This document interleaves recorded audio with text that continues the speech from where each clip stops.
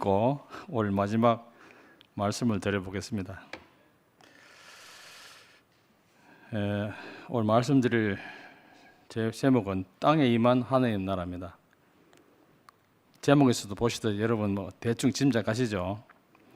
마태복음 6장 9절부터 10절까지 제가 읽어보겠습니다. 그러므로 너희는 이렇게 기도하라. 하늘에 계신 우리 아버지여, 이름이 거룩히 여김을 받으시오며 나라가 임하시오며 뜻이 하늘에서 이루어진 같이 땅에서도 이루어지이다.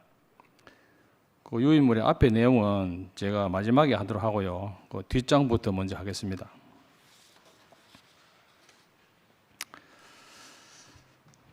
앞에서 제가 말씀드리면서 정말 저를 따라다니시면서 다리를 많이 거신 하나님이 역시 또 한 번 다리 거는 사건이 벌어졌습니다.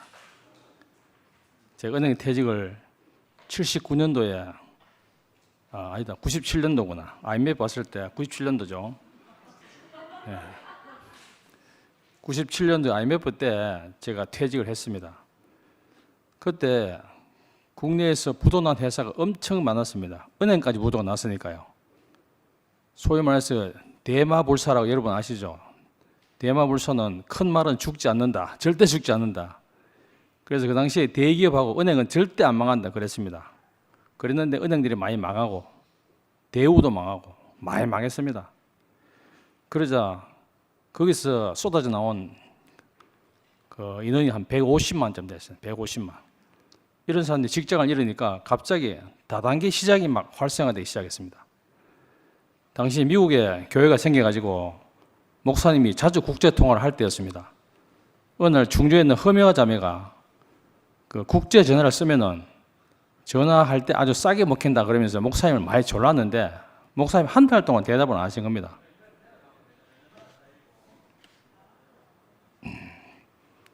그러다가 목사님이 대답을 안 해주니까 대구까지 찾아와서 목사님한테 조르니까 목사님이 저한테 전화를 하신 겁니다.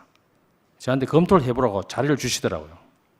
그래서 제가 은행에서 저도 경영 분석을 좀 많이 해봤기 때문에 분석을 해보니까 그 당시에 국내 IT 산업이 아주 그때 확산 일로에 있었습니다. 그래서 제가 긍정적인 면이 있습니다 하고 목사님한테 문제는 조금 있는데 긍정적인 면이 있습니다 이렇게 말씀드렸더니 저보고 한번 해보라 그러시는 거예요. 그래서 창세 형제들 제 밑으로 쫙 깔고 제가 위에 이제 시작을 해봤습니다. 그래가지고 그때 전업을 해가지고 5년을 제가 바깥 바람을 쐬면서 전국을 돌아다녔습니다. 그리고 2000년부터 여러분 좀 들어보시는지 모르겠는데 다이너스티라는 통신 다단계 업체가 있었는데 제가 그걸 시작하면서 1년 반 만에 하위 회원을 15,000명을 제가 모집하는데 성공했습니다. 그래가지고 월 800만 원씩 받게 됐습니다.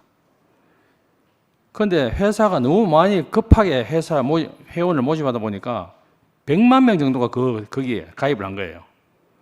그렇게 회사가 수익을 더 챙기려고 회원들에게 불리한 수당 체계로 이렇게 변경해버린 겁니다. 그래서 제가 그걸 보니까 이거 회사가 장난질 하는구나 싶어가지고 2003년도에 과감하게 거기서 이제 나왔죠. 그때 제 밑에 하위 파트너 일부를 규합해가지고 국내에서 잘 나간다는 회사 50개 다단계 회사를 제가 검토를 했습니다. 그 중에서 가장 유망한 회사를 선택했는데 그 회사에 들어가지고 1년 만에 제가 최고 직급에 올라가지고 호텔에서 화려하게 승급식도 하고 월 1,000만 원 수당을 받기 시작했습니다. 그런데 또 문제가 생겼습니다. 진짜 한번 봐줄만 한데 그죠? 끝까지 안 봐주셔야 돼요. 그 당시에 여러분 아시는지 모르겠는데 두레마을 김진홍 목사 아시죠? 그분하고 배제대 박광수 총장이 있는데 우리 박광수하고 이름이 똑같네요. 이 두 분을 우리 회사 고문으로 영입할 만큼 회사가 건전했습니다. 그런데 갑자기 공정거래위원회에서 갑자기 개입을 하기 시작한 겁니다. 그래서 IMF 이후에 워낙 많은 다단계 회사가 막 이렇게 우후죽순 늘어나니까 이 불법 다단계 회사들이 너무 많이 생긴 겁니다. 그래서 그런 회사를 건절시켰다고 그 공정위원회에서 매출액에 원래는 법으로 정해진 게 매출액의 35%만 수당으로 주게 되어 있습니다. 예를 들어 가지고 100만 원의 매출을 하면은 35만 원을 수당을 풀어주라 이런 얘기입니다. 그렇게 하도록 권고를 하고 안 하면 고발하겠다고 이렇게 엄포를 놨습니다. 그래서 우리 회사는 법을 준수하려고 수당을 35%에 맞춰가지고 사업을 진행했죠. 그런데 다른 회사들이 배짱 장사를 한 겁니다. 말 안 들은 거예요. 그래서 판매 금액을 예를 들어 10만 원 같으면 100만 원을 받는 겁니다. 그럼 90만 원이 남죠. 90만 원 가지고 한 5, 60만 풀어줘도 남죠. 이런 식으로 피라미드 회사들이 엄청나게 배짱 장사를 하는 바람에 우리 회사에 그렇게 많이 모이던 사람들이 갑자기 돈을 많이 주는 불법 다단계 쪽으로 막 빠져나가기 시작했습니다. 그런 바람에 회사가 무너졌어요. 그러니까 저희들은 공정거래위원회를 믿고 그 말을 따랐는데 건전한 회사는 망해버렸죠. 이런 사태가 벌어진 겁니다. 그래서 2004년 말에 그 회사가 망할 때 저도 같이 망하고 또 나빈손이 되어버렸습니다. 빈손이 되어버렸습니다. 그러다 8개월 정도 뒤에 목사님 권유로 제가 남산병원에 들어가게 됐습니다. 그때 2004년도 망할 때 그 망했던 회사 대표가 박한길 사장이었는데 그 사람이 그 다음 해 2006년도에 다시 재기해가지고 여러분 이제 애터미 많이 들어보셨죠? 지금 애터미 회장이 되어 있습니다. 그 사람이. 그래서 국내 매출 1위를 하고 외국에다가 수십 개 지사를 오픈해가지고 국내 다단계 회사로는 아메를 유입할 정도로 큰 글로벌 회사로 지금 성장했습니다. 만약 그때 저희 회사도 공정거래위원회 권고를 안 따르고 배짱 장사했으면은 돈 엄청 벌어지실 겁니다. 그랬으면 제가 지금쯤 태평양 어디에서 요트나 타고 있을지 모르죠. 예. 근데 망한 게 참 복입니다. 하나님이 절대 손해 보시는 분이 아니라는 게 또 드러났습니다. 그래서 하나님이 또 따라다니시면서 제 다리를 건 또 사례 중 하나입니다. 그 뒤에 제가 9월 달에 목사님이 남산병원에 가서 일을 해보라고 추천해 주셔서 제가 전혀 모르는 의료업을 하게 됐습니다. 당시 국내에서도 이 생소한 분야인 그 재활 전문 병원을 이 상근 형제가 대구에서 최초로 개업을 했는데 오픈한 과정에서 여러분 대충 아시겠지만은 상당히 어려움이 많았습니다.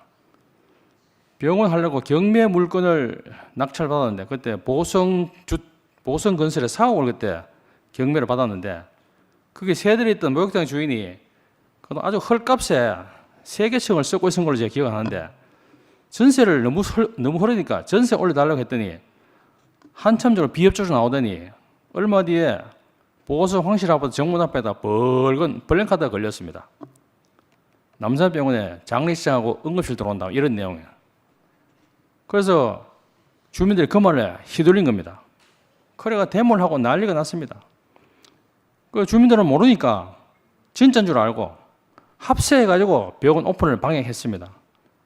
그러다 결국 나중에 경찰이 개입하고 업무가 드러나서 주동자는 처벌을 받고 병원을 오픈하게 됐는데 저는 그때 업무과정 이제 업무를 보게 됐습니다. 그래서 10년을 근무하고 정년퇴직을 했는데요.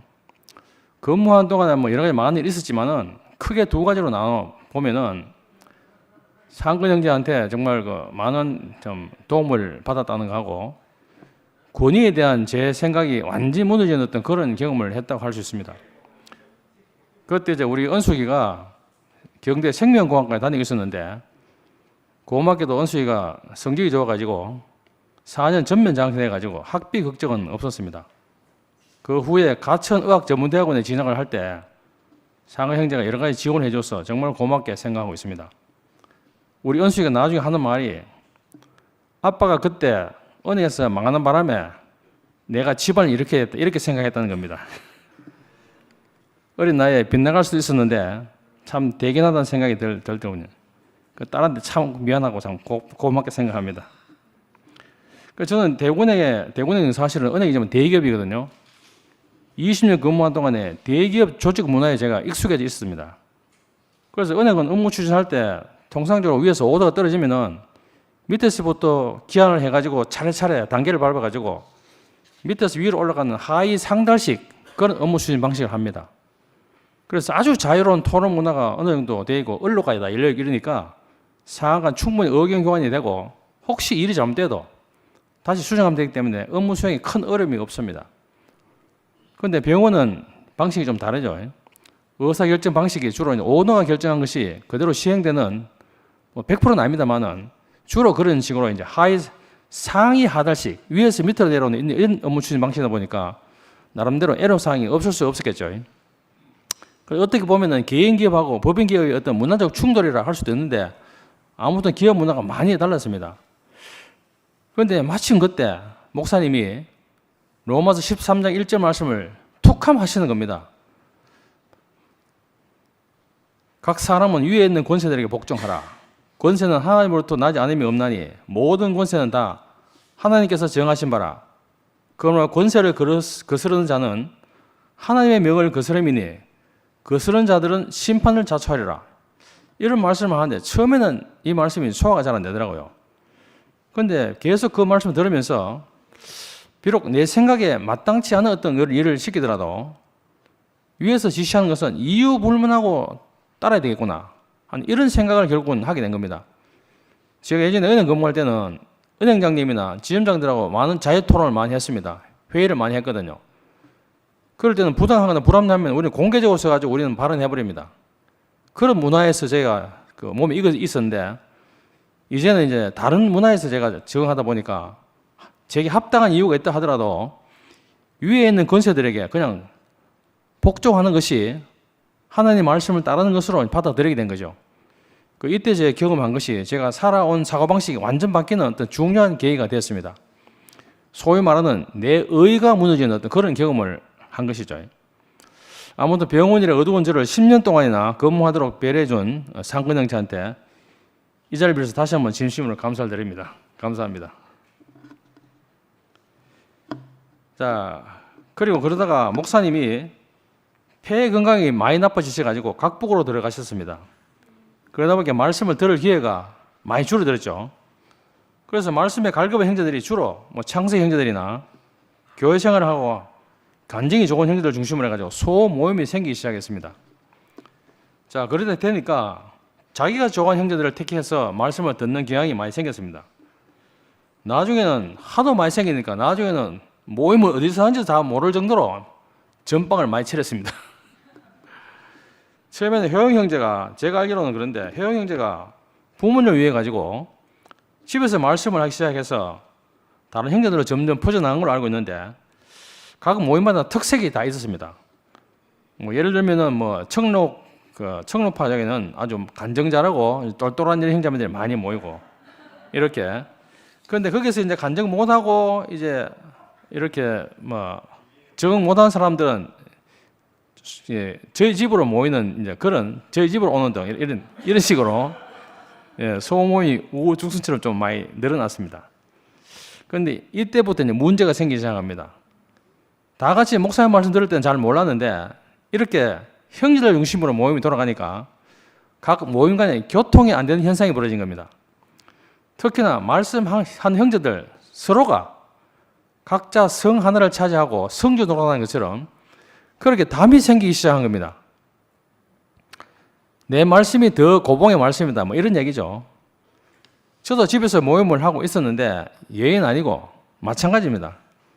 저는 표면적으로는 교회에서 간증을 잘 안 하니까 잘 안 드러나 있었는데 제가 말씀드린 대로 계시를 많이 받잖아요.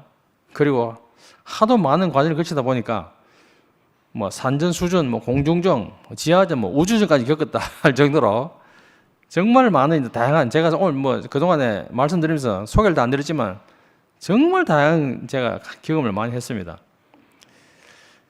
그런 과정을 다 치렀기 때문에 이런 사람 잘 있겠나 이런 생각을 하고 있었던 거죠. 그런데 시간이 지나면서 각 모임마다 서로 오지도 않고 가지도 않고 교통이 없이 성이 점점점 높아져 가는 겁니다. 그래서 교회가 마침 조약들처럼 서로 이렇게 섞이지 않는, 그래서 자기들 모임이 아니면 별로 인정을 안 하는 그런 분위기로 흘러갔습니다. 그렇게 교회 생활은 교회 생활인데 실제로 전혀 짜이지 않는 교회 생활을 하고 있었던 거죠. 그런데 이걸 어쩝니까? 남기정 형하고 박기인 자매에 딸 은진이가 서양 사람과 결혼을 진행하다가 신랑 쪽 어머니가 우리 교회를 이단으로 보고 결혼을 반대하면서 결혼 성사가 무산된 일이 있습니다. 그 일로 은진이가 우울증에 시달리다가 결국 아버지 품으로 떠나버리는 이런 안타까운 일이 벌어진 거죠. 이 일을 겪으면서 우리 교회가 그동안 주로 친한 사람, 뭐 성향이 비슷한 사람, 뭐 간증자라고 똘똘한 사람, 뭐 이런 인간적인 어떤 그런 조건, 또 끼리끼리 어떤 소모임을 하다가 보니까 교회에 나온 지 얼마 안 되는 어떤 그런 초신자, 또 아직 말씀을 듣긴 듣는데 잘 못 알아듣는 어떤 그런 분들, 뭐 다양한 사람, 자기들은 다양한 이유로 교회에 적응을 잘 못하는 사람들을 돌아보자 하는 이런 반성의 목소리가 나오기 시작하면서 교회가 드디어 수모임 체제로 이제 바뀌기 시작했습니다. 제가 이제 그 일을 나중에 돌이켜 볼 때 그때 각 형제들이 서로 높아져 가던 중이었거든요. 목사님이 모임을 통폐합하자 했더라도 아마 소모임을 정리하기 쉽지 않을 것이다 이런 생각이 들 정도로 담이 서로 높았습니다.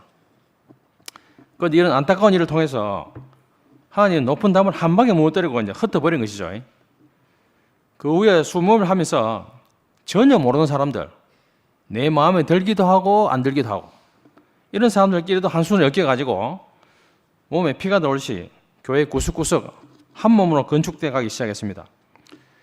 지난주 제가 내 원대로 마옵시고 이런 제목으로 말씀을 드렸잖아요.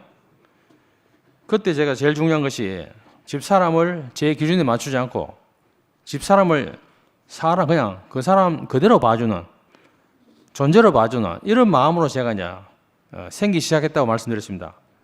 그랬지만 역시 하루치면 다 되는 게 아니잖아요. 그러다 보니까 역시 그런 어려움이 계속 됐습니다. 그래서 동양대학에서 우리가 여름 집회를 여러 번 했잖아요. 마지막 여름 집회가 끝나고 난 뒤에 그때도 집사람하고 제가 관계가 되게 안 됐습니다. 그래서 마치고 돌아오는 그 차 안에서 집사람이 저보고 말씀을 해달라고 저한테 부탁을 하더라고요. 그래서 처음으로 우리 집에서 우리 집사람하고 한두 명이 모여가지고 말씀을 시작했는데 아까 말씀드린 대로 다른 모임에서 적응을 잘 못한 형제자들이 하나둘 늘리기 시작했습니다. 그래서 저희들 모임을 남은 자들의 모임이라고 불렀습니다. 간증을 못해도 괜찮고 뭐 안 해도 괜찮고 누워서 들어도 괜찮고 심지어 피곤하면 자도 괜찮고 꼭 시트콤의 봉수공학당처럼 자유로운 영혼들의 모임이었지만은 그 모임을 통해서 서로 많은 은혜를 나눴습니다. 그때 함께 떡을 떼면서 은혜를 나누는 분들에게 참 감사드립니다. 그런데 제가 이제 처음으로 집사람과 한 자리에서 모임을 하게 된 거 아닙니까? 그전에는 제가 간증을 하면요, 제 간증 속에 항상 등장하는 게 장수희였습니다. 그런데 이게 긍정적으로 괜찮은데 늘 좀 보면 부정적인 사건에 많이 연루가 되다 보니까 제가 간증할 때마다 집사람이 싫어하는 겁니다. 그래서 때로는 간증하고 있으면 밖으로 튀어나와 버리고 그랬었거든요. 그런데 나중에 그 엄재숙 자매가 저한테 그런 일을 해주더라고요. 수희가 오빠 간증할 때마다 튀 나간다 그러더라고요. 그래 그 사정을 안 뒤로는 제가 교회에서 간증을 하고 싶어도 또 집사람 실족시킬까 봐 간증도 제한하면서 살았습니다. 그래서 그때도 역시 제가 십자가 삶을 계속 살면서 십자가 안으로 그렇게 가는 삶을 살았는데요. 아무리 내려가도 집사람은 간격이 전혀 안 좁혀지는 겁니다. 제가 좀 내려가면은 자기도 좀 내려오면 얼마나 좋습니까? 그런데 안 내려오는 겁니다. 그 집사람은 제자리 걸음하고 있으니까 어디가 바닥인지 모르겠더라고요. 그래 제가 아이고 무지개이 혹시 이런 거 아닌가? 이런 생각이 날 정도로 바닥을 모르겠는 겁니다. 그러다가 툭하면 간증한답시고 자매들을 질투하는 그런 간증을 하는 겁니다. 그러니까 자매들이 부담스러워가지고 모임을 못 오겠다 하는 겁니다. 그래서 제가 몇 번 이야기했죠. 제발 그러지 마라. 이야기했는데도 말 안 되고 계속 그러더라고요. 그리고 나중에 자매들이 집단 모임 거부 사태가 벌어졌어요. 어쩔 수 없이 다른 집으로 모임을 옮겼습니다. 그래서 그때 제가 집사람 보고 내가 2번 다시 니하고 모임하는 거 봐라. 이렇게 제가 모임을 안 하겠다고 이야기했습니다. 그리고 그 뒤로는 지금까지 모임을 한 번도 같이 한 적이 없습니다. 집사람 그래도 설마 했어요. 갔다가 조금 있으면 다시 돌아오겠지 이렇게 생각했는데 영 안 돌아오니까 저보고 모임 다시 안 해? 이렇게 묻는 거예요. 묻길래 제가 아니 간증은 안 하고 질투심 들어있는 간증만 했었는데 누가 오겠냐 그렇게 말했더니 본인도 난감한 표정을 지으면서 자기가 잘못했다는 것을 아주 심각하게 좀 받아들이더라고요. 육신 안에서는 집사람하고 저하고는 도저히 만날 수 있는 자리가 없었습니다. 제가 처음에 말씀드렸듯이 하나님과 사람의 연합은 계시로 받잖아요. 근데 집사람과 저하고 사이에서 도저히 하나 될 수 있는 여지가 없는 겁니다. 그 둘이 거의 비슷하게 30년 정도 말씀을 들었는데 다른 형제자매들은 말씀을 알아듣고 변해가고 성수에 가는 것 같은데 집사람은 아무리 생각해도 안 될 것 같더라고요.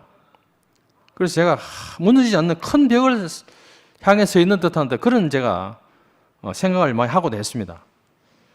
그리고 어떤 날은 은혜가 좀 밀려올 때는 이런 간증도 하더라고요. 내라도 내 같은 사람하고는 안 살 깁니다. 내 같은 사람하고 사라져서 고맙습니다. 이런 간증을 가끔 했어요. 그런데 아침을 간증해놓고 저녁에 또 불평한 원망을 합니다. 그러니까 제가 그 말을 믿을 수가 없더라고요. 자, 그런데 저하고 그런 우여곡절을 집사람과 겪어가면서 하나님은 집사람한테도 손을 놓고 계시지는 않는 것 같습니다. 교회 본당 건물을 짓기 전에 식당에서 교회 하던 어느 날인데요. 간증을 한번 하더라고요.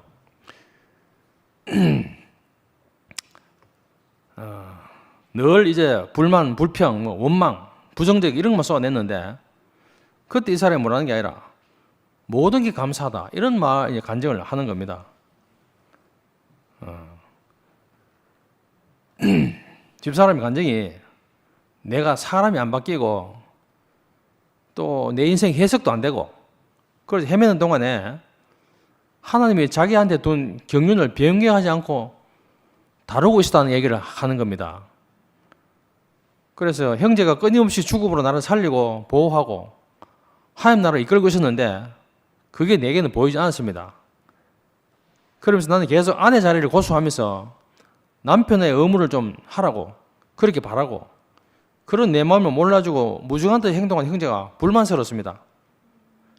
그런데 지나간 모든 것이 나를 하나님 나라를 인도하기 위해서 하나님 영광을 드러나기 위해서 내가 태어나기 전부터 하나님이 택하시고 이런 일이라는 것이 알아졌다 이렇게 간증하면서 제가 들었는데 깜짝 놀랐겠어요. 그러면서 지금 현재가 감사하고 기쁘면 지나간 모든 역사가 다 보상이 되는 것을 교회 여러 형제를 통해서 봤는데 지금 제가 바로 그런 사람이 같습니다. 이렇게 간증을 하는 겁니다. 도저히 한 자리에서 만날 수 없을 것 같은 사람이 그리스도 안에서 만날 수 있는 자리가 생겼다는 것이 참 감사가 되더라고요. 물론 그 뒤로도 뭐 가끔 무식합니다. 그렇지만 소망이 생겼죠. 요즘 옆 동네에서 모임이라 모이면 다 뛰어다니고 집에서 자면서도 말씀을 들을 정도로 열심인데 뭐 어찌 될는지 지금 지켜보고 있습니다. 자, 그리고 제가 이제 3년도에 은수가 교회에서 결혼을 했는데요. 그때 황선자 누나가 화환하고 부캐를 도와줬습니다. 아주 싸게 했기 때문에 제가 고맙게 생각하고 있었어요. 그런데 어느 날 아까 말씀드렸는 애터미 회사를 갑자기 또 소개 또 하는 겁니다. 그래서 누나한테 그랬어요. 누나, 얘 두 분 다시 나 다단계 안 해요. 거절했는데 애터미가 물건이 좋으니까 소비자만 해달라고 애원을 하다시피 이야기하는 겁니다. 그래서 은숙이 일로 도움도 받고 해서 제가 좀 마음이 좀 이렇게 미안해서 물건 몇 가지를 써줬습니다. 그런데 2015년도에 제가 남산병원을 퇴직을 했거든요. 그러다 시간이 좀 많았더니 누나가 또 잘 찾아와가지고 집요하게 사업을 원하는 겁니다. 그래서 홍보 자료를 보여주는데 아까 말씀드린 것처럼 2005년도에 회사가 망할 때 저도 같이 망했거든요. 그때 그 회장이 박한길 회장이 지하 달새방에 살 정도로 완전 망했습니다. 그 사람도. 그런 어려움을 겪었는데 그 다음에부터 그때 그 한국 원자력 연구소에서 만든 제품하고 한국 콜마에서 만든 제품 두 가지만 가지고 제품이 두 가지가 좀 좋았어요. 그걸 가지고 사업을 시작해가지고 9년 만에 매출 1조 원을 달성할 정도로 엄청난 이런 매출을 올린 겁니다. 제가 그걸 보고 깜짝 놀랐어요. 야, 이런 짧은 기간에 이렇게 될 수가 없는데 이런 제가 의구심이 생기는 겁니다. 그래서 책을 한 번 더 읽어봤죠. 읽어봤더니 저하고 같이 일을 할 때 좀 아쉬웠던 수당 책이 있었어요. 그걸 보완해가지고 소비자 위주로 이제 수당이 돌아가도록 이제 회사가 획기적으로 바꿔놨더라고요. 그리고 좋은 제품을 찾아내가지고 소비자에게 권하는 이제 그런 방식으로 하니까 소비자 사이에서 소문이 많이 났는가 봐요. 그래서 제가 보니까 상당히 그런 건전한 방식을 하고 있어가지고 이런 소비자 위주 판매 방식을 하면은 성공할 이유가 있겠다 이런 마음이 들어가지고 주변에 제품을 조금씩 소개를 해보기 시작했습니다. 돌이켜보면 또다시 낚인 거죠 제가. 그래서 5, 6개월 동안 열심히 해봤는데 회사가 워낙 소문이 좋으니까 회원 증가 속도가 너무 빠른 겁니다. 그래서 제가 생각해보니까 야 이러다가는 얼마 뒤에 국내에서 소비자 모으기가 어려워지겠다 이런 판단이 서더라고요. 그래서 제가 주춤하고 있었습니다. 그런데 그때 때마침 또 미국에서 또 안티에이징 노화 방지 제품인데요. 이 회사가 한 회사가 들어왔는데 얼마 안 됐기 때문에 제가 초기라서 메리트 있겠다 싶어가지고 그쪽을 좀 기웃거리다가 2015년 연말쯤 돼가지고 더 이상 내가 할 일이 아니다 싶어서 둘 다 손을 놔버렸습니다. 자, 그런데 이제 좀 또 하나 문제가 생긴 게 제가 가만히 보면 여러분 들어봐야겠지만 되게 사고 뭉치 같죠? 우리 집사람이 평소 몸이 좀 안 좋습니다. 근데 점점 몸이 안 좋아져가지고 고혈압에 당뇨, 그 다음에 동맥경화 증상도 있고 그래서 제가 보다 보니까 안타까워가지고 당뇨 관련 자료도 갖다 주고 식이요법도 하면 주의 좀 해라 이렇게 얘기했는데 제가 하는 말 잘 안 들어요. 듣기 싫어하고. 그래서 말하다가 어쩔 수 없어가지고 지켜보고 있습니다. 그래서 제가 남산병원 근무했지 않습니까? 재활병원에. 그 있다 보니까 뇌경색 뇌출혈 환자들 경우를 제가 참 많이 본 거예요. 그러니까 환자들이 보통 그 병이 오면 말이죠. 거의 수족을 잘 못 쓰지 않습니까? 그러다 보면 결국 한두 해 사이에 뭐 집 팔고 뭐 재산 날리고 뭐 이런 사람들이 너무 많더라고요. 그래서 제가 갑자기 걱정이 탁 앞선 겁니다. 야, 저 사람이 갑자기 저래 동맥경화 현상도 있는데 갑자기 저런 병이 오면은 야, 잘못하면은 돈 아낀다고 내가 간병할지도 모르겠다. 이런 그 생각이 앞서는 거예요. 그러니까 제가 제발 그것만은 피하고 싶었거든요. 그래서 집사람 몸 상태를 보니까 위태위태하게 늘 위태위태한 거예요. 그래서 제가 간병비라도 좀 미리 좀 모아놔야겠다. 이런 엉뚱한 생각을 하게 된 겁니다. 사실 어제도 혈압이 건 200에 육박할 정도로 높아가지고 혈압약 먹어도 안 떨어지더라고요. 그 지금 정밀 검사 받으려고 어제 아침부터 지금 곽병원 입원해 있습니다 지금. 그래서 2016년 봄이 됐는데 그때 은수이가 아기를 첫째를 낳아가지고 집사람이 은수이한테 가서 이제 돌보러 가 있었고 전 어머니가 연세가 원래 94세입니다 어머니가. 그래서 연령 어머니를 돌봐드리려고 어머니가 집에 왔다 갔다 하면서 간병비 벌어보겠다고 집 근처에 원룸 하나 빌렸습니다. 원룸을. 그래가지고 컴퓨터 2대, 태블릿 PC 1대 이걸 갖다 놓고 집중적으로 주식 투자를 했습니다. 또다시 주식 투자를 했습니다. 여러분 들어본지 모르겠지만 소위 데이 트레이딩 그러죠. 데이 트레이딩. 당일치기 하는 거. 그 다음에 스윙 뭐 며칠 하는 스윙 트레이딩 이런 거 주로 단타하는 매매 기법입니다. 이걸 연말까지 계속 했는데 역시 또 다리 거시는 우리 하나님이 가만히 계시지 않았던 것 같습니다. 갑자기 김영란법이라는 걸 아시죠? 식사비 3만 넘어가면 걸리는 거. 예외가 10만 원까지입니다. 그런 게 갑자기 터져가지고 주식시장이 또 박살이 났어요 그때. 또 그러다 영국이 EU에서 탈퇴한다고 브렉시트 사건이 또 생겼습니다. 그때 온 세계가 난리 났는데 그 일을 겪으면서 진짜 완전히 소위 말하면 작살이 난 겁니다. 제가 큰 손실을 봤어요. 그래 표면상으로 볼 때는 어쨌든 제가 투자를 잘못한 거 아닙니까? 그런데 이스라엘 선지자들의 말이 딱 생각이 난 겁니다. 이스라엘이 멸망한 것은 힘이 없고 국리학에서 망한 것으로 사람들이 얘기하는데 선지자들은 그렇게 얘기 안 했죠. 너희가 하나님 말씀을 거역해서 망한 것이다. 이렇게 말했는데 저한테 하는 말로 들리는 겁니다. 제가 기법이 모자라서 재수가 그런 게 아니고 내가 하나님 말씀을 거역하고 계속 딴짓하니까 될 리가 없죠.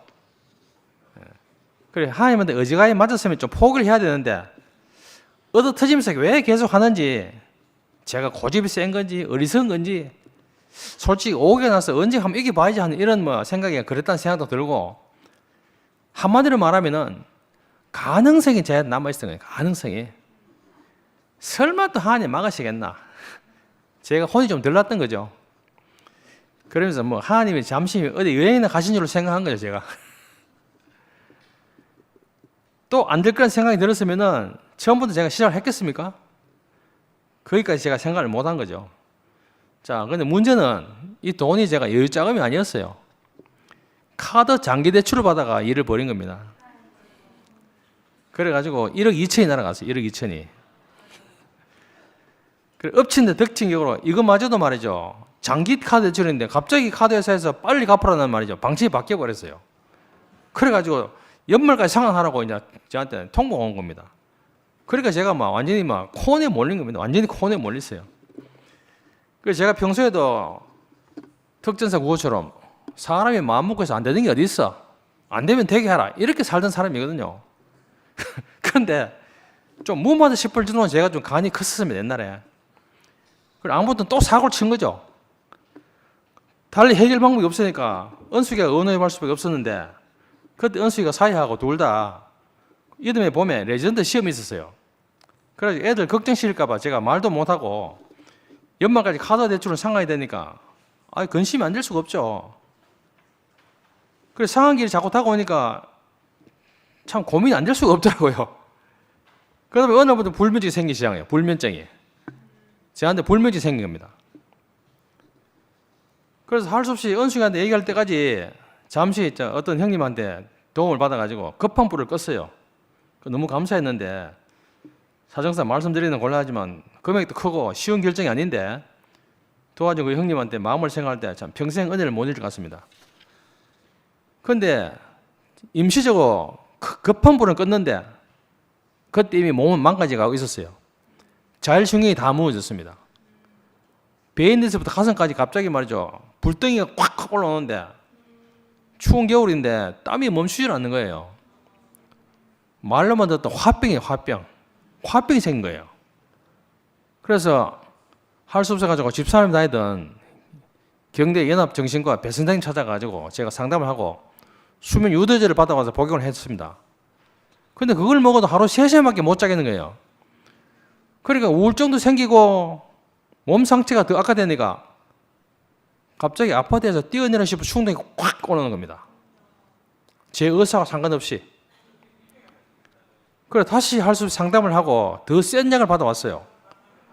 그러니까 그런 충동이 날 때마다 약을 먹고 간신히 넘기고 했는데 제가 몸에 자꾸 이제 그런 현상이 오니까 혹시 호르몬 때문 아닌가 싶어가지고 그 영대병원에다 호르몬 검사를 예약해 놨습니다. 그런데 그 검사를 하는 아침에 갑자기 또 충동이 올라오는 겁니다. 그래서 약을 먹고 억눌러 봤는데 더 이상 통제가 안 되는 겁니다. 그래서 이제는 끝내야겠다. 통제가 안 되니까 견딜 수 없더라고요. 이런 생각이 밀려오는데 어떻게 끝내지 하고 생각하다 보니까 가끔 장년부에서 가창에 있는 최정상 꼭대기 헬리장으로 등산을 자주 갔었거든요.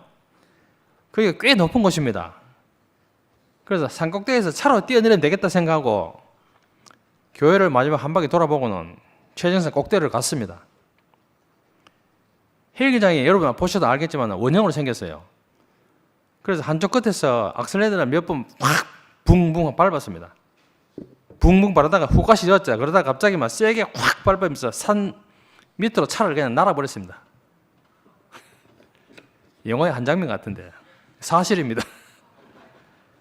그때 제가 그때 생각이 들었냐면 야 인생 끝내는 사람 마음이 오죽하면 인생 끝내겠는가 이런 마음이 막 들더라고요. 그래서 여러분 영화에서 한 번씩 보면 왜 절벽 같은 차가 와 떨어지면 왜 막 차가 뭐 굴르고 뭐 이렇게 깨지고 안 그렇습니까? 저는 그걸 연상하고 하늘 향해 힐끗 날았는데 5m 날아가지고 밑으로 쿡 쳐박아 버린 겁니다. 산이 그런 절벽이 아니고 요렇게 생겨놓으니까 밑으로 굴러야 되는데 잡목이 너무 많아가지고 구르지도 못하고 그냥 쳐박아 버린 겁니다. 완전히 예상해. 아이고 죽는 것도 참 내 마음대로 안 되더라고요.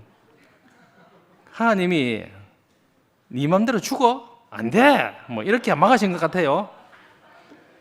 그래서 어쩔 수 없죠. 차는 처박혀 있고 뭐 달리 어떻게 할 방법이 없어가지고 은숙이 연락했어요. 그랬더니 은수이가 사회하고 막 둘이 막 전화를 해가지고 끝까지 찾아 올라왔더라고요. 근데 은수이가 목사님한테 가자 그러는데 제가 그 꼴로는 저희 가고 싶지 않더라고요. 그냥 할 수 없이 끌려갔어. 딸이 가자는데. 그래 목사님이 웬만히 물어보시던데 저보고 입원해라 그러시더라고요. 그래가지고 대구고려원 정신과 폐쇄병동으로 제가 입원을 했습니다. 입원해가지고 매일 강간약을 먹었어요. 그런데도 잠을 잘 수가 없어. 그 내가 병원에 누워가지고 생각해보니까 참 이거 뭐 어이가 없는 거예요. 제 모습이.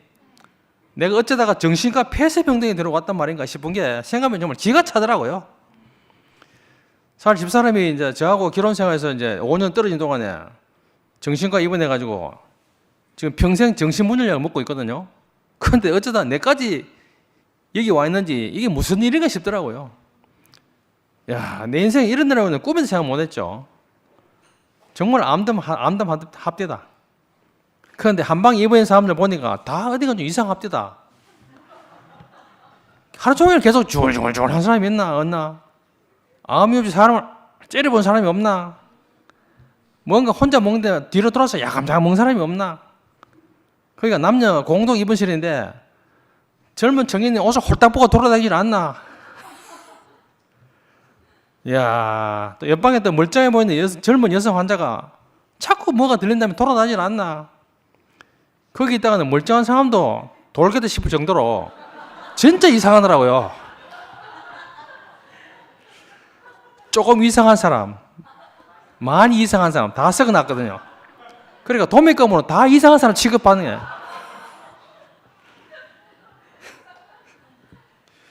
근데 5개월 만에 제가 퇴원을 하게 됐어요. 병원을 입원했는데 가슴이 답답한 겁니다. 이유를 알 수 없어. 모든 검사를 다 했는데 검사상으로 이상이 없어요. 그런데 답답해서 음식을 못 넘기겠는 거라. 저는 죽을 지경이죠. 의사는 이상 없다는데. 그러니까 못 먹으니까 살이 급속도로 빠지기 시작했어요. 제가 입원할 때 68kg였는데 갑자기 20kg 빠져버렸어요. 제가 170, 키 170에 48kg 돼버린 거예요. 완전히 갈비뼈가 다 노출될 정도로 마르고 또 혈압이 또 확 떨어지는데 혈압 조절이 안 되는 거예요, 제가. 그 20kg 이상 빠지니까 또 이상 현상이 생긴 겁니다. 제가 침대에 누우면 말이죠. 푹신하잖아요. 피내야 되는데 피난 게 아니고 다 있는 부분마다 막 콕 칼로 살을 째는 듯이 아픈 거예요. 살이 막 터진 듯 하는 겁니다. 그래서 막 견딜 수가 없어요. 그래서 몸을 좌로 했다 우로 했다 막 바로 누웠다 막 정말 뭐 어쩔 줄 모르고 막 그렇게 지냈습니다. 또 서면은 다리가 코끼리 다리처럼 퉁퉁 붓는 겁니다. 하루 3시간밖에 못 자니까 21시간을 이 고통에 시달려야 하는 거예요. 와, 정말 그 고통은 말로 할 수 없는 고통이었어요. 그래, 혈압이 계속 떨어지니까 병원에서 좀 걱정을 한 것 같아요.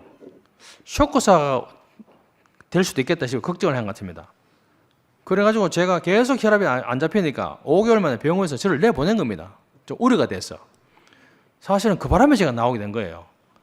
아마 안 그랬으면 지금쯤 영 가버렸던지 안 그러면 아직도 병원에 남아있었던지. 그 아까 말씀드린 대로 제가 음식을 못 먹었잖아요. 20kg 빠진 상태에서 제가 계속 못 먹고 있어 생각해 보십시오. 제가 살 수 있었겠는지. 제가 보기에 아마 죽었지 싶어요. 아마 그랬으면. 그래서 그것도 참 정말 하나님 은혜가 아닌가. 지금은 참 그런 생각이 듭니다. 그래서 퇴원을 은수집을 했거든요. 퇴원해가지고는 말이죠. 가슴이 답답했지만 무시했어요. 무시하고 막 닥친 대로 막 음식을 먹었습니다. 그래서 은수집에 가가지고도 3시간밖에 못 자고 계속 21시간씩 이렇게 고통 시달리니까 와, 정말 막 죽을 지기더라. 정말 누구 뭐 사람들한테 어디 뭐 밖에서 보면 보이는 것도 아니고 제 혼자 느끼는 고통이니까 정말 뭐 미칠 지경이더라고요. 그래가지고 그때 뭐 침도 맞아보고 뭐 한약도 먹어보고 별짓 다 했습니다. 그때 참 우리 순태 형님이 평양까지 오셔가지고 저를 하양에 박들 한의원까지 태워주셔가지고 여러 번 수고해 주셨는데 정말 고맙습니다. 너무 아프고 고통스러우니까 정말 차라리 죽는 게 낫겠다 이런 생각이 절로 나더라고요.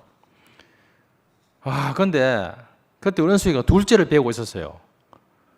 그리고 한 번도 아니고 두 번씩 자식을 참 놀릴 수가 없잖아요. 애비들 입장에서. 그래서 정말 막 죽는 게 낫겠다 싶었어도 또 그 이런 일을 벌일 수는 없더라고요. 그래서 너무 아파가지고 하나님께 제가 부탁을 했어요. 하나님, 고통이 너무 심합니다.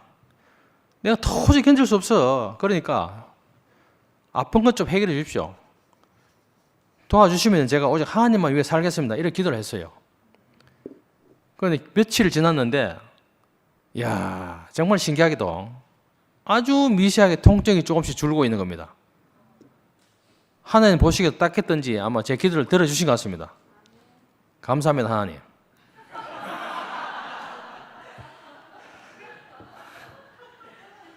그때 몸무게가 제가 10kg 좀 회복됐어요. 그런데도 통증이 안 멈추는 겁니다. 괴로웠는데 제가 기도한 날부터 며칠 뒤부터 그 통증이 점점 사라지기 시작한 겁니다. 그러면서 몸무게가 다시 회복됐어요. 수면 유저들이 꺼졌어요. 자율신경 증상 돌아왔어요. 잠 못 자고 가슴 답답하고 가슴이 열 올라오고 통증은 다 사라져 버렸어요. 너무 이상하지만 사실입니다. 그러면서 그러고 이제 몸을 좀 추스르고 있는데 2018년 3월달에 원무 형제가 약국에 사람 필요하다고 연락이 와가지고 약국에 가서 근무한 지 벌써 5년이 지났습니다. 5년이 언제 지나간지 너무 빨리 지나갔습니다. 그때 불러준 원무 형제한테 너무 감사하고 같이 일하고 있는 지인이 자매한테도 너무 감사합니다. 세 명이 호흡이 잘 맞다 보니까 일하는데 전혀 어려움이 없고 교회 얘기도 자유롭게 하고 업무도 자율적으로 하고 이렇게 함께 묶어준 하나님께 정말 감사드립니다. 자, 지금 제가 쭉 설명드렸지만은 제가 제 생각을 정말 신뢰하는 사람 아닙니까? 여러분, 내가 참 합당하고 논리적이고 아주 순리적으로 늘 그렇게 객관적인 어떤 생각을 늘 하던 사람이다 보니까 내가 내 생각을 신뢰할 수밖에 없는 겁니다. 그렇게 나를 꼭 여러분 뭐 그리스나에 나온 나라의 시점처럼 그죠? 자기를 너무 사랑하다 연못에 빠져 죽은 신화가 있죠. 그런 것처럼 제가 너무 저를 이제 신뢰하고 사랑했다고 할 수 있는 겁니다. 그런데 마지막 이 투자 실패를 겪으면서 이제는 더 이상 내가 믿을 수도 신뢰할 수도 없게 돼버린 겁니다. 그러니까 옛날에는 정말 제가 당당하고 참 초긍정적이고 그랬던 사람인데 이제는 정말 제가 아무 할 말도 그동안 수없이 많은 과정을 겪었는데도 제가 그 마지막 과정을 겪고 정신과 병원을 갔다 오면서 제가 완전히 꺾여버렸습니다. 정말 아무 할 말 없는 사람이 돼버린 거죠. 그래서 제가 하나님 말씀을 경홀히 여기고 내 앞일에 대한 근심한다고 집사람 좀 간병 하나 좀 피해 보려고 그렇게 하다가 다시 사탄의 올무에 빠지는 그런 결과가 왔다고 생각합니다. 제가 사탄의 수법을 안다고 좀 많이 좀 자만했던 것 같아요. 그게 화근이었습니다. 그러면서 아까 처음에 우리 노래 불렀지만은 정말 내 소원, 내 계획이 정말 다 끝났구나.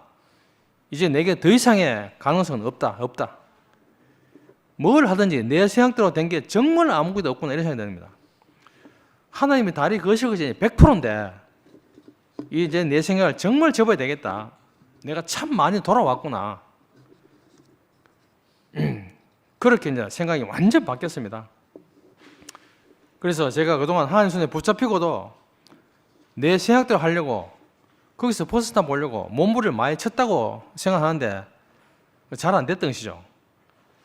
아마 잘 풀렸으면 아까 말씀드린 것처럼 제 성향을 볼 때 세상 넓은 줄 모르고 아마 많이 돌아다니실 겁니다. 그런데 결국 다시 붙잡혀서 하나님 손에 다루어져서 하나님을 이루는데 필요한 재료로 쓰신다는 걸 제가 알게 됐습니다. 이제 더 이상 아무 미련이 없습니다. 하나님 손에 붙잡혀가지고 혹독한 과정을 거쳤는데 이제는 하나님 나라에 대한 소망으로 가득 차 있습니다.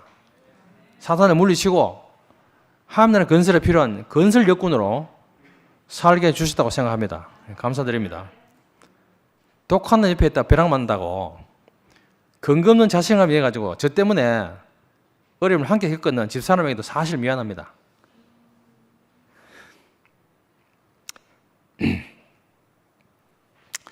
특히 우리 은숙에게 참 미안했어요. 이유도 모르고 이런 부모를 만나가지고 마음고생이 많았을 텐데 잘 커져가지고 정말 고맙게 생각합니다. 자, 그리고 제가 앞장을 이제 다시 앞장으로 돌아가서 마지막 이걸 하고 마치겠습니다. 자, 여러분 교회가 변질될 수 있습니까? 예. 역사적인 교회, 눈에 보이는 교회는 변질될 수 있지만은 그리스도의 몸으로서의 교회는 변질될 수 없습니다. 교회는 하늘에 있는 게 아닙니다. 땅에 있는 겁니다. 땅에 있지만 하늘에 속한 겁니다. 그래서 그리스도 안에 있는 우리는 땅에 살지만은 하늘에 속한 삶을 살고 있는 겁니다. 저희들이 별거 아닌 게 아닙니다. 여러분 다 하늘에 속한 삶을 살고 있는 겁니다. 그리스도의 몸으로서의 교회는 영원합니다. 형상으로서의 교회는 언제든지 없을 수 있죠. 그런데 실제로서의 교회는 없을 수 없습니다. 그리고 교회는 무엇으로 건축되죠? 부활 생명의 씨로 건축되는 겁니다. 부활 생명이 바로 씨입니다. 씨. 그러니까 땅의 눈으로는 교회를 볼 수 없습니다. 하늘의 눈으로 봐야 교회가 보이는 거죠. 그래서 하나님은 늘 말씀드리지만은 이 땅에 당신의 거처를 필요로 하시거든요. 현재 땅에 있는 하나님의 거처는 교회입니다. 교회가 곧 하나님 나라인 거죠. 그래서 교회를 떠나가지고는 하나님을 만날 수가 없습니다. 하나님 전에는 개인 안에만 계셨습니다. 왜죠? 몸이 없잖아요. 교회가 없었으니까. 그런데 하나님은 처음부터 단체적인 몸이 필요하고 이제 우리는 하나님 나라가 됐습니다. 우리가. 그래서 우리는 이제 우리가 하나님 나라가 돼가지고 하나님의 통치를 받으면서 사는 사람 된 것이 너무 감사합니다. 이 그리스도의 몸인 이 이면적인 교회, 이 교회는 전혀 흔들리지 않고 나눠줄 수 없습니다. 그런데 표면적인 교회는 사탄이 지금도 흔들고 분열시키고 있습니다. 사탄은 정말 공중의 권세와 자입니다. 자가 맞습니다. 처음부터 속였습니다. 사람을 처음부터 속였어요. 그러면서 하나님과 우리 사이를 갈라놓고 하나님 나라 나타나지 못하게 호시탐탐 방해한 자입니다. 하나님을 따라다니면서 하나님 나라 되지 못하게 방해하는 우리의 원수입니다. 지금 우리는 겉으로 평화롭게 살고 있지만은 하나님과 사탄의 영적 전쟁 중에 있다는 사실을 우리가 인식하고 경각심을 우리가 가져야 될 것 같습니다. 적이 없으면 평화를 누릴 수 있죠. 그런데 항상 우리를 노리는 적이 있는 겁니다. 이 사실을 명심하고 하나님 나라가 속히 이 땅에 이루어지도록 함께 우리가 달려야 될 것 같습니다. 하나님과 사탄이 사람을 누가 차지하느냐 이 싸움이죠. 이 문제로 지금도 치열한 전쟁을 벌이고 있는 겁니다. 그래서 사람을 차지하는 쪽이 승리해야 될 거 아니겠습니까? 이 땅에 교회가 없을 때 하나님이 우리 대신 싸운다고 고군분투하셨어요. 그런데 이제는 교회가 그리스도 연합을 통해서 사단을 박살내고 이 땅에 하나님 나라가 임할 수 있도록 하나님 팔을 들어야 될 때라고 생각을 합니다. 그래서 이제는 우리가 내 문제에서 주님의 문제로, 교회의 문제에서 나라의 문제로 점점 넓혀가야 된다고 생각을 합니다. 한 몸 안에서 연합 전선이 이루어지면은 사단은 더 이상 숨을 곳이 없습니다. 사실은 사단이 교회 안까지 침투해 들어가지고 교란 작전을 벌이고 있는 겁니다. 지금 우리가 어려움을 겪고 있는 것도 다 그놈의 교란 작전입니다. 그래서 연합 전선이 이루어지면요, 사단은 더 이상 숨을 곳이 없이 사방에 문을 열어놔도 들어올 수 없습니다. 그것이 바로 새 예루살렘 아닙니까? 그래서 우리가 소망한 하나님 나라는 밤이 없고 정죄가 없는 세계입니다. 이런 온전한 나라가 현재 우리를 통해서 드러나고 있다고 생각합니다. 지금 우리는 12진주문, 정금, 보석 이 돼가고 있는 것이죠. 이것이 결국은 하늘에서 내려오는 새 예루살렘으로 발전한다고 생각을 합니다. 4번에 걸쳐가지고 8월달에 제가 말씀을 하는데 시청률이 적은데도 불구하고 경청해 주셔서 정말 고맙게 생각합니다. 예, 그래서 오늘 이것으로 그동안 말씀을 다 마치고 기도하고 끝내도록 하겠습니다.